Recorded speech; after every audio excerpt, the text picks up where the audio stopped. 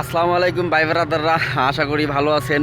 তো আসলে যে সকল গার্মেন্টস শ্রমিক ভাইয়েরা এবং গার্মেন্টসে যারা জব করেন, আমার ভিডিও যারা দেখেন তাদের উদ্দেশ্যে আজকে এই ভিডিওটা। আসলে অন্য কেউ যদি দেখতে মন চায় দেখবেন, যদি দেখতে না মন চায় তাহলে স্কিপ করে চলে যাবেন প্লিজ। তো আজকে আসলে যে বিষয়ে কথাটা বলবো, আলহামদুলিল্লাহ এই নতুন বছরের যে গার্মেন্টসের গ্রেজুয়েট অনুযায়ী বেতন বাড়ানো হয়েছে, সেই বেতনের পে স্লিপ, যে বেতনের যে একটা শিট থাকে, একটা লিস্ট থাকে, আমি কয় ঘন্টা ওভার টাইম করলাম এবং আমার হাজিরা কয়দিন, আমি ছুটি কাটাইছি কয়দিন, এই সবগুলাই আসলে দেওয়া থাকে একটা শিটে। তো আলহামদুলিল্লাহ এই শিটটা গতকালকে 4 তারিখে হাতে পেয়েছি। আপনারা সকলেই জানেন যে গার্মেন্টস ডিপার্টমেন্টে আসলে প্রত্যেক 5 বছর পর পর গার্মেন্টস শ্রমিকদের সর্বনিম্ন মজুরি যেটা থাকে সেটার একটা ধাপ বৃদ্ধি করা হয়। এটা যদিও বিজিএমের আইন অনুযায়ী 4 বছর পরে করার নিয়ম, কিন্তু আমাদের বাংলাদেশ তো বোঝেনি, 1 বছর লেটে করায়, 5 বছর পরে পরে করায়। এখানে আসলে যে বিষয়টা লক্ষণীয়, যে আমি একটা গার্মেন্টসে চাকরি করি বিগত 8 বছর যাবৎ। আমি অপারেটর হিসেবে ঢুকছি। আমি একজন সিনিয়র অপারেটর। আসলে সর্বনিম্ন বেতন 2018 সাল 17 সালের পরে ছিল 8,000 টাকা। এখন আসলে সর্বনিম্ন বেতন হেল্পারদের জন্য করা হয়েছে 12,500 টাকা। এখন আগে যেহেতু আমাদের ওয়ার্কারদের গ্রেড ছিল 7টা, এখন সেইখান থেকে গ্রেড কমায় আইনা এখন করা হয়েছে 4টা।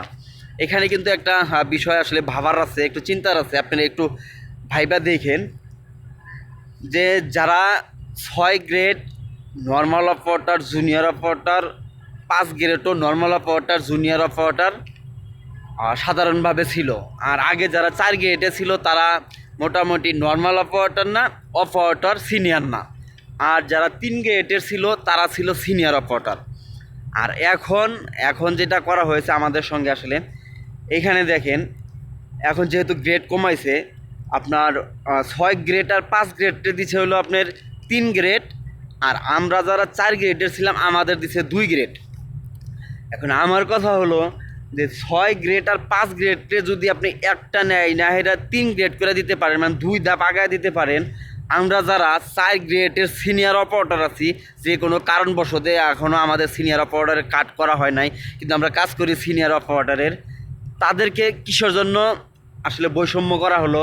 যারা 3 গ্রেড, আমি 8 বছরের একজন অভিজ্ঞ অপারেটর, যাকে 3 গ্রেড থেকে এখন 1 গ্রেড করা হয়েছে, তাহলে আমারও তো গ্রেডের পদ্ধতি হওয়ার কথা ছিল, কিন্তু কেন হলো না?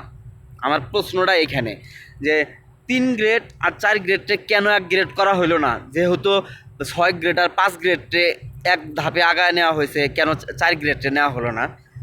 জানি না কিসের জন্য। এখানে হয়তোবা কোম্পানি চিন্তা ভাবনা করে যে আপনার 4 গ্রেডের অপারেটর সবচেয়ে বেশি ছিল।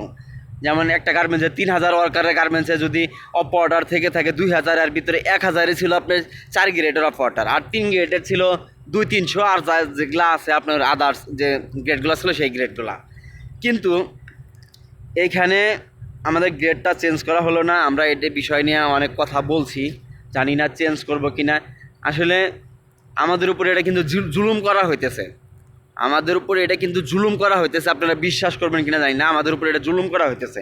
কারণ আমরা এত বছর ধরে চাকরি করেও কি একটা গার্মেন্টসে অভিজ্ঞ অপারেটর হতে পারলাম না? কাজ কিন্তু করায় না সিনিয়র অপারেটরের, পিএম, ম্যানেজার, জিএম সবাই কিন্তু জানে যে সিনিয়র অপারেটর, কিন্তু কাগজপাতিতে সিনিয়র অপারেটর করে দেয় না। কারণ প্রত্যেক মাসে দেখা যায় 1,000, 1,200, 1,500 টাকা বেতন বেশি দেওয়া লাগবে। গার্মেন্টসে যারা চাকরি করেন, আশা করি এই বিষয়ে কথাবার্তা বলবেন। যারা কথাবার্তা বলার মতো লোক, যারা বললে আসলে কাজে লাগবো, তারা কথাবার্তা বলবেন, অনুরোধ রইল। আর আমরাও চেষ্টা করব, যদি আমার এখানে যদি বেতন না বাড়ায়, যদি আমার গ্রেড চেঞ্জ না করে দেয়, আমিও এখানে থেকে চিন্তা করছি না এই এক জায়গায় এতদিন চাকরি করা যাবে না। এক জায়গায় অনেকদিন চাকরি করলে দাম থাকে না, মূল্যায়ন করে না। ওকে বন্ধুরা, ভালো থাকবেন, সুস্থ থাকবেন। আর যারা আমার পেজে নতুন আছেন অবশ্যই আমার পেজটি ফলো দেবেন। ইউটিউব চ্যানেল থেকে দেখলে ইউটিউব চ্যানেলটি সাবস্ক্রাইব করবেন, পাশাপাশি লাইক, শেয়ার, কমেন্টস করতে ভুলবেন না। ভালো থাকবেন, আল্লাহ হাফিজ, আসসালামু আলাইকুম।